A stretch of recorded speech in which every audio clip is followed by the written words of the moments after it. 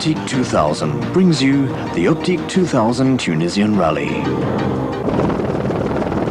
Hello and welcome from me, Ben Edwards, to more coverage of the Tunisian Rally. The penultimate day of the event has seen some big changes in the car section, but before we take a look at today's events, let's cast our minds back to yesterday when the teams took on a 219-kilometre stage circling the oasis town of Sargilane. This is Stefan Peder-Hansel, the man who actually is now the overall leader of the motorcycle section, leading it by 11 minutes and 41 seconds after yesterday's stage over the other Frenchman, Thierry Magnaldi. Peder-Hansel on the Yamaha, and Yamaha looks like they're making a successful return so far to the world of rally raids. This is the first round of the FIA Cup for the rally raids over the year, and various other events held throughout 1994 to decide the overall champions. Pierre Lartigue was last year's champion in the cars, and Peder-Hansel looking to try and get a good result in this first round of the series. Thierry Magnaldi then, the other Frenchman, going well.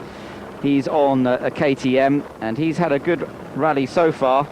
Fastest on yesterday's section, in fact, taking his second stage win of the event, and just 52 seconds the advantage over Peder-Hansel, so it wasn't really enough for him to try and challenge any further for the overall lead, but still, Magnaldi's been having a good run so far.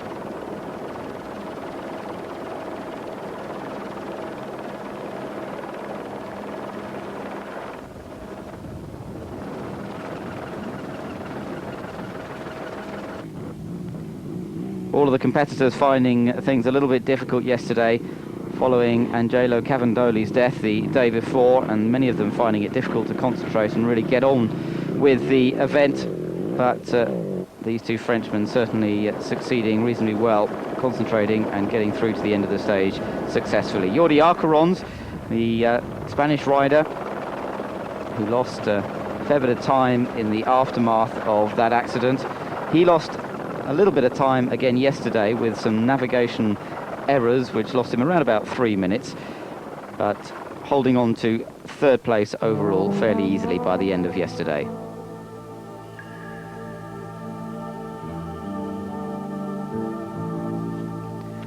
Well, in the car section, a great battle developing for third place between Hubert Auriol and Jean-Louis Schlesser.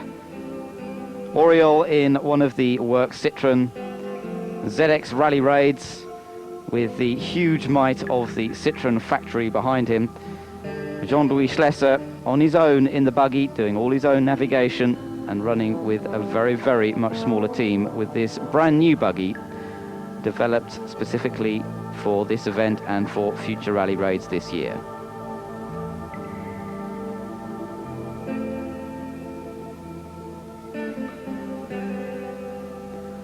Four-wheel drive, 7-speed gearbox, well over 300 brake horsepower for the Citroen. Twin shock absorbers, as you can see quite clearly from that shot, with a bit of front bumper missing from Auriol's car. Different system with Schlesser's car, two-wheel drive, V6 power, the engine behind the driver, but running with an automatic transmission, automatic gearbox being fitted to this buggy. Well, Auriol managed to close up the gap quite a lot yesterday. He took 48 minutes out of Schlesser's lead in the battle for third position. Auriol having lost so much time earlier in the week, remember, with damage to his radiator, so that set him back. But Schlesser losing some time trying to find one of the checkpoints yesterday, so he's now beginning to feel the pressure and holding on to third place overall at the end of yesterday, but Auriol that much closer.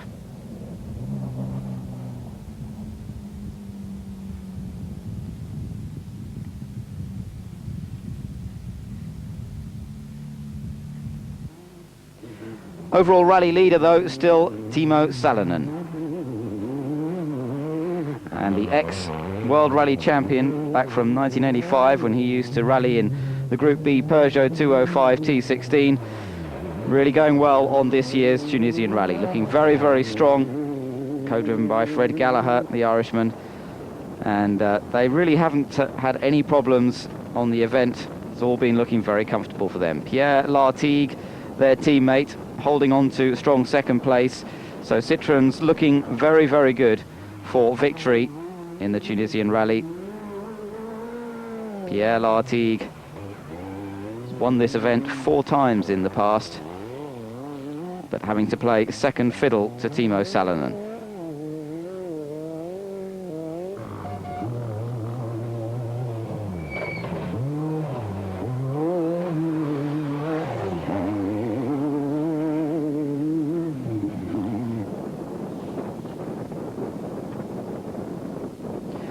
Duarte Guedes in the Nissan, 5th yesterday in the stage, which saw them going through some fairly difficult dunes, but nobody getting quite as stuck, or certainly none of the front runners getting quite as stuck as they had done a couple of days earlier when they hit the first line, the first range of serious sand dunes in the Tunisian Rally. And Duarte Guedes getting through without too many problems yesterday and holding on to 5th place overall. Jérôme Rivière in trouble though yesterday with gearbox problems, and although he got going from this particular point, he did suffer gearbox problems, and in fact they imposed, with his late arrival at the final checkpoint, a 17-hour penalty effectively to Rivière. So he lost 17 hours in the course of yesterday, which takes some doing, but he was back out again today and going much better today.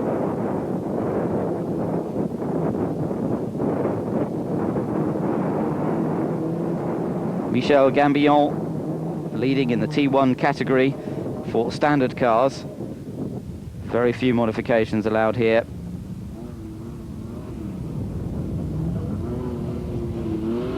But still managing to forge their way through this very soft sand.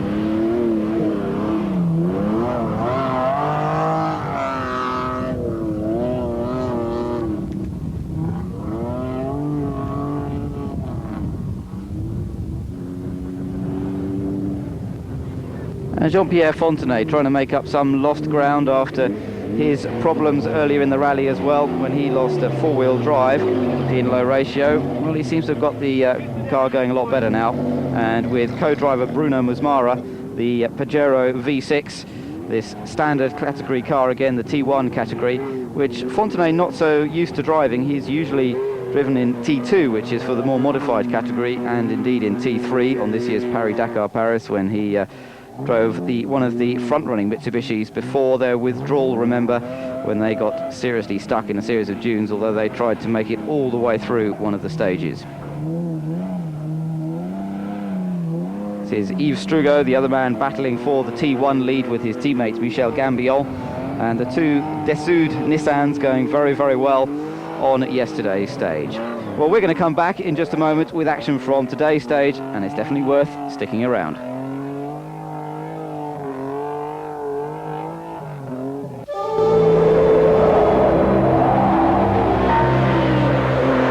Back for the second time to action from today's penultimate stage on the Tunisian Rally. This the overnight service halt though, in between special stage 5 and 6 at Schlesser Buggies, where they'd spent 2 nights in fact, having run round a circular route round Schlesser Buggies in yesterday's stage. Today they were due to set off from the Oasis town and head off towards Douirat, around about 325 kilometers of special stage, 200 miles of fairly mountainous and rocky terrain to deal with in today's leg.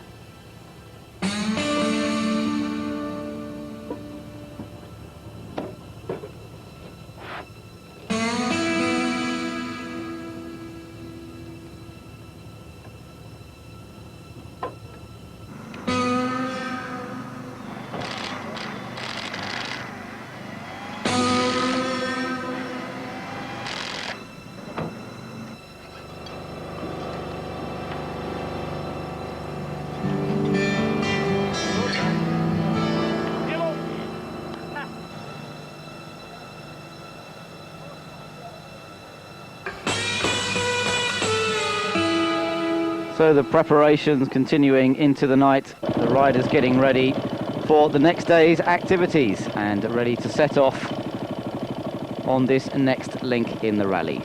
Just 2 more links as Peter Hansel set off on the number 2 Yamaha, and determined to try and hold on to his overall lead now. Just 2 stages to go. So all he wanted to do today was to keep in touch with the other front runners, Thierry Magnaldi and Jordi Arcarons. As long as he could keep them in sight all the time, then he knew that he would be able to hold on to the overall lead. Thierry Magnaldi on his KTM, 12 minutes behind Peter Hansel, and knowing really that Peter Hansel's got to make a huge mistake either on the navigation or perhaps come off the Yamaha if Magnaldi's to have any chance of winning it. And much the same story really for Jordi Arcarons, who is now some 25 minutes behind Peter Hansel. So not really a close enough gap between those three. Unless something serious goes wrong with one of them, it looks as though that's the way they're going to end up when they reach Djerba tomorrow evening.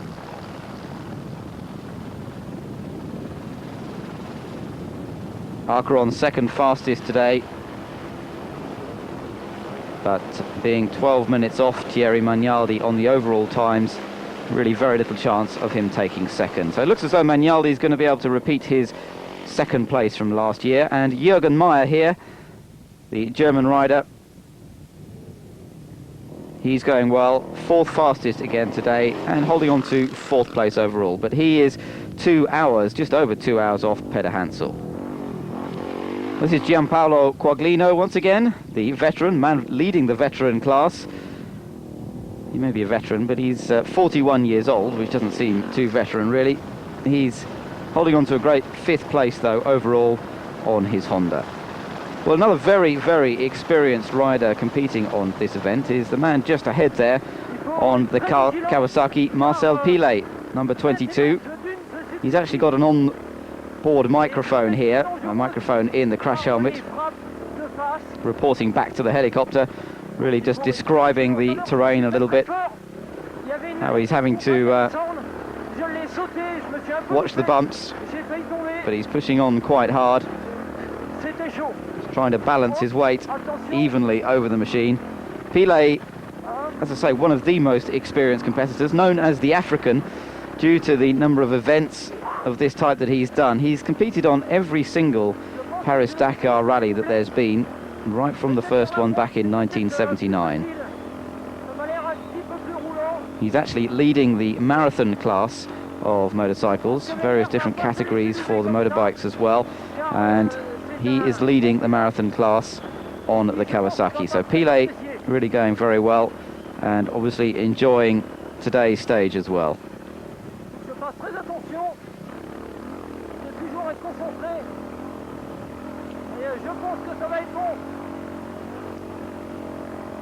One of the other categories in the motorbike section, the trails category for pretty much standard bikes, Abdena Umaklov leading that, as he has done all the way through the event so far on a standard 350 Suzuki, so he's been doing a good job. He was actually 9th fastest today and holds on to 12th place overall, so an excellent performance on the smaller standard Suzuki to try to get a 9th place on the stage today. An excellent effort, and he's riding with Alain Dade and Alain Bernard, all Frenchmen, and all riding on their 350 Suzukis. Well, Peter Hansel arriving at the final checkpoint today, the finish of the 6th special stage, and we had a word with him, and he said he concentrated on staying with the other leaders so that he wouldn't lose any time to them. That's really what he's got to watch for now. He said Jordi Arcaron's pushing very hard in the latter part of the stage, so he had to try pretty hard as well, but nevertheless pretty happy with the way it's gone today.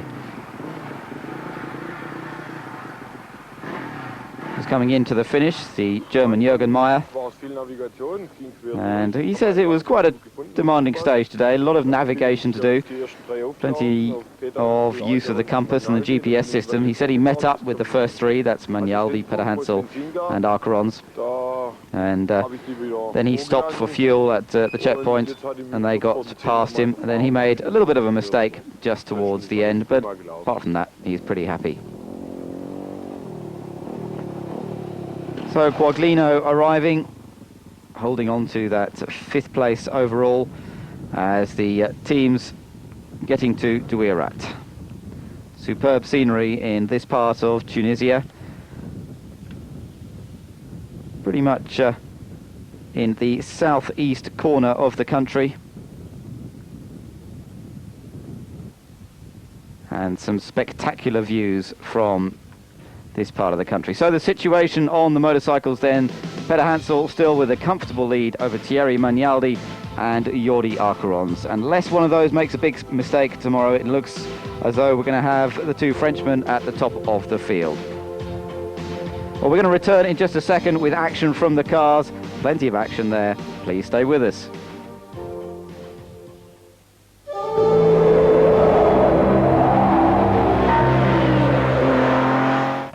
So to the action today from the cars. First of all, a view from the organisers' helicopter as they circle the route to see if there's any competitors in too much difficulty. There they've spotted one. Somebody looks a little bit lost amongst the sand dunes.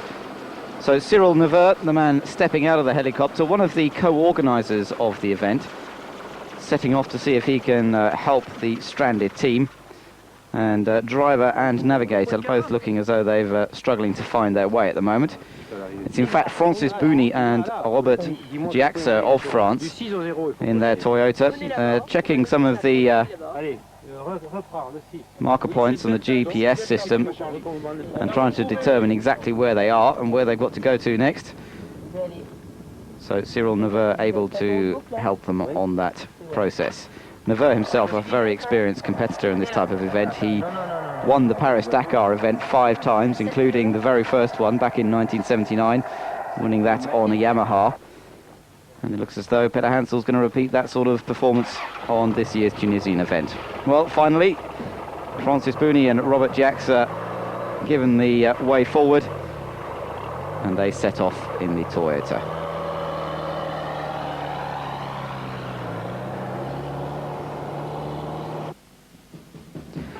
So some very demanding mountainous stages for the cars to deal with today. Some fairly tricky terrain, quite narrow tracks, some of it. Not too many problems with getting over sand dunes today.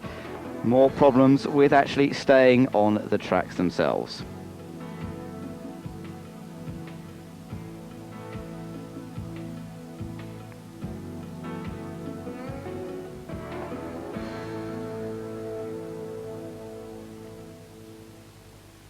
The settlements in the mountains providing a wonderful backdrop as the Citroens continue at the front of the field. And Timo Salonen in the number 203 car looking very, very comfortable for victory until this happened.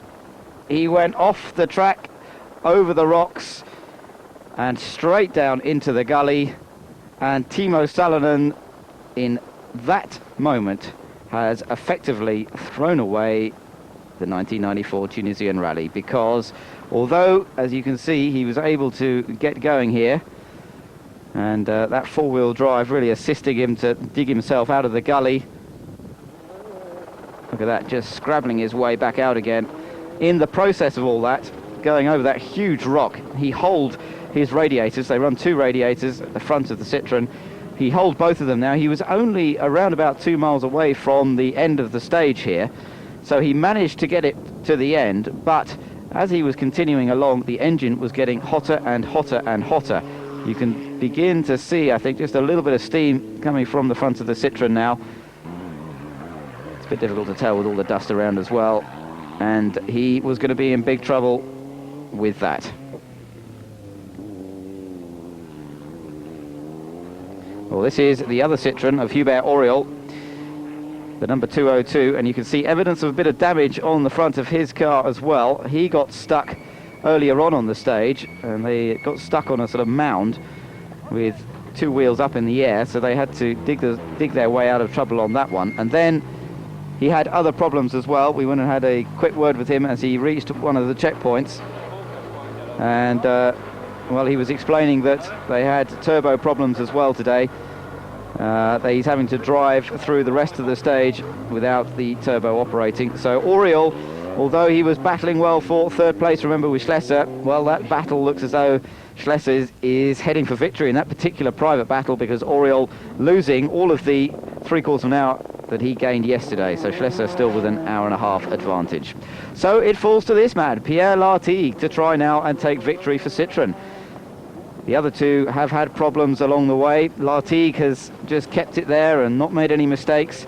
And Lartigue once again today putting in a very sensible performance and his 14-minute deficit to Salonen converted into quite a big lead when Salonen picked up a 1-hour penalty after his dramas of going off earlier.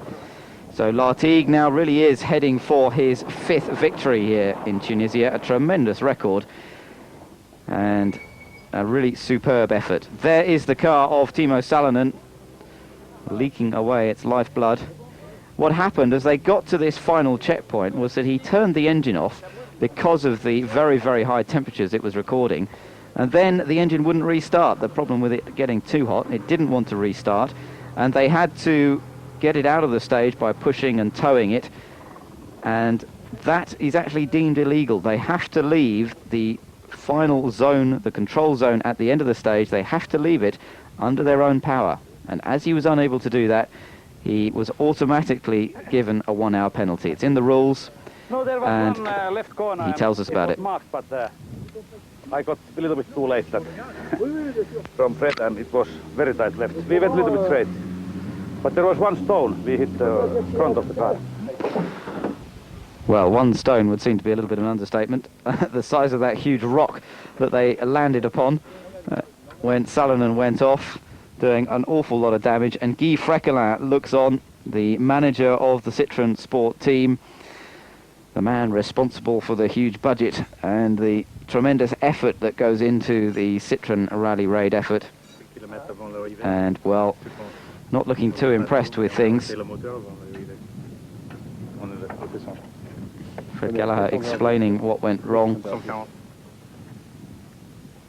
But Freckelin distinctly unimpressed. But it's Salonen's loss more than anything. There's still a Citroen at the front of the field, and Salonen really admitting it was very much his own fault. Well, this is Guy Freckelin saying, in fact, that for him, for Citroen, it doesn't really make much difference. They still have a 1-2 for Citroen, but for Salonen, of course, it really is a great pity. He was heading for victory so easily, and now he's gone and thrown it all away by 1 off, and those problems when he got to the end of the stage as well. Well, this is Oriol with some damage to the front of his Citroen, but not nearly as bad as Salonen's vehicle. Salonen's car to be repaired, and he'll be back out again tomorrow, but unlikely now to take the victory. What a shame for him. Well, Jean-Louis Schlesser had a better day, has to be said.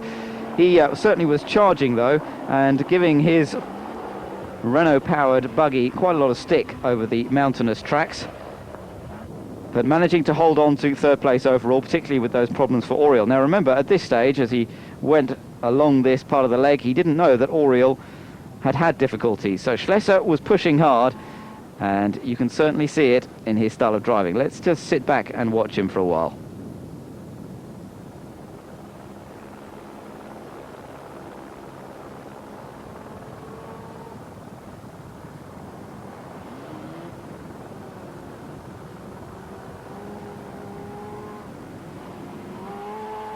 Now watch closely as he approaches the area that Salonen had trouble at, and Schlesser exactly the same place.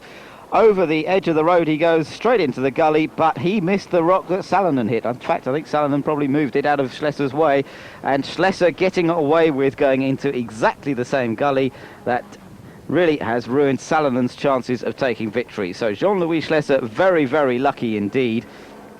Some damage done to that left front wing, as you can see there.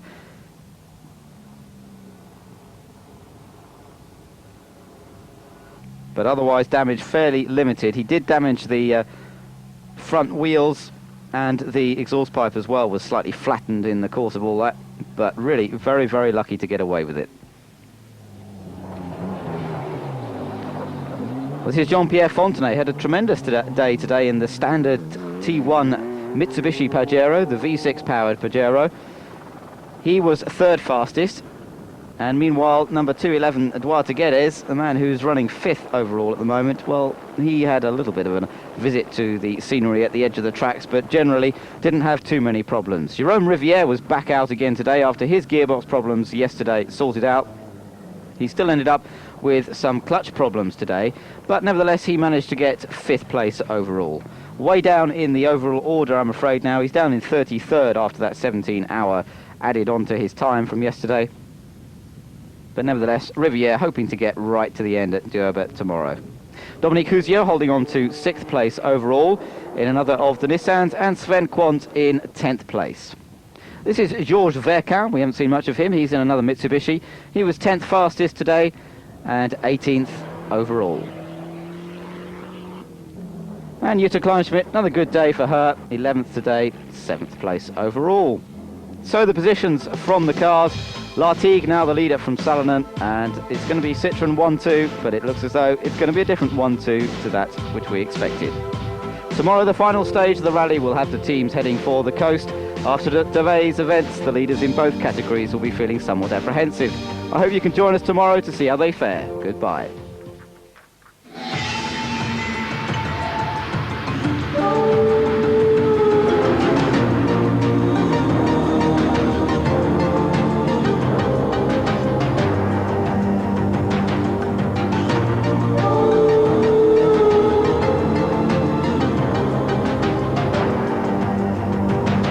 Optique 2000 brought you the Optique 2000 Tunisian Rally.